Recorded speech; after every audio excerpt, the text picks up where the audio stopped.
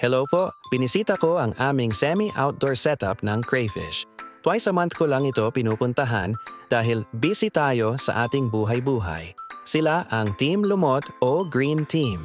Kung gusto nyo ng video tungkol sa aking set and forget Tarapal Ponds, ay mag-comment down below.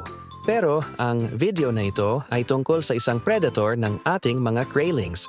Napansin nyo ba yung nasa gripo? Tama, isa itong nymph.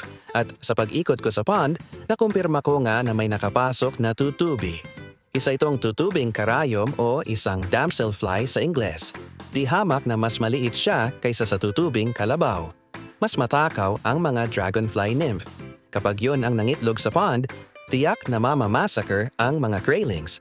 Pero kahit damselfly lang ito ay dali-dali ko siyang hinuli at pinakawalan sa labas. At pagkatapos ay sinubukan ko din hulihin ang nakakapit sa gripo. Pero hindi na siya gumagalaw. Dito ko pa lang na pagtanto na ang may-ari ng exoskeleton na ito ay yung pinakawalan ko kanina. Katulad ng crayfish, nagsashed din sila ng balat, pero ang tawag dito ay metamorphosis. Ito ang stage sa kanilang buhay kung kailan nagkakapakpak na sila.